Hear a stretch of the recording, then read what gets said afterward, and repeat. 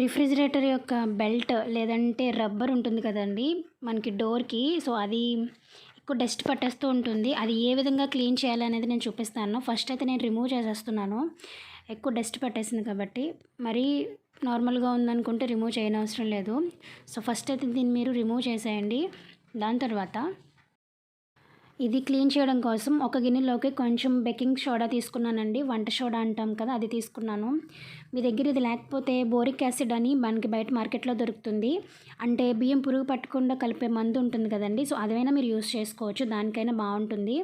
దాంట్లో నేను ఒక నిమ్మ చెక్క రసం అనేది యాడ్ చేశాను. అండ్ అదేవిధంగా పోయిన బ్రష్ ఒకటి తీసుకున్నానండి.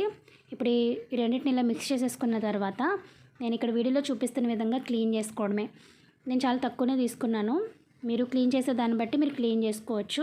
చూసారు కదా, మీరు ఎక్కువ ప్రెషర్ కూడా పెట్టవసరం లేదండి. జస్ట్ మీరు నార్మల్గా వెజిల్స్ తోమేటప్పుడు ఏ విధంగా అయితే అంటే ఎంత ప్రెషర్ అయితే పెట్టి మీరు క్లీన్ చేస్తారో అదే విధంగా క్లీన్ చేస్తే సరిపోతుంది. చాలా ఈజీగా క్లీన్ అయిపోతుంది. ఒకవేళ మీ దగ్గర నిమ్మకాయ ఉంటే నిమ్మకాయ వేసుకోండి, నిమ్మకాయ లేకపోతే నిమ్మకాయ ప్లేస్లో మనకి వెనిగర్ దొరుకుతుంది. సో అదైనా వేసుకోవచ్చు.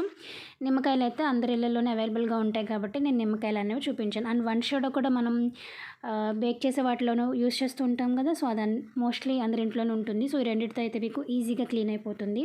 చూస్తున్నారు కదండి, నేను రబ్ చేస్తున్నప్పుడే ఆల్మోస్ట్ ఇక్కడ క్లీన్ అయిపోయింది. ఇలా క్లీన్ అయిపోయిన తర్వాత నార్మల్ వాటర్ తోటి క్లీన్ చేసేసుకొని డ్రై చేసుకొని యాజ్ ఇట్ ఈజ్ ఎలా ఉండేదో అలా పెట్టేసుకుంటే సరిపోతుంది. నేను వాటర్తో వాష్ చేసిన తర్వాత క్లిప్ మిస్ అయిందండి. సో అందుకే నేను ఇక్కడ వరకే చూపిస్తున్నాను. బట్ మీకు క్లీన్ చేస్తున్నప్పుడే చూస్తున్నారు కదా, ఈజీగా మనకి క్లీన్ అయిపోతుంది. సో అది ఫ్రెండ్స్ ఈరోజు వీడియో. నేను మళ్ళీ ఒక మంచి వీడియోతో మీ ముందుకు వచ్చేస్తాను. అంతవరకు by by. Thanks for watching.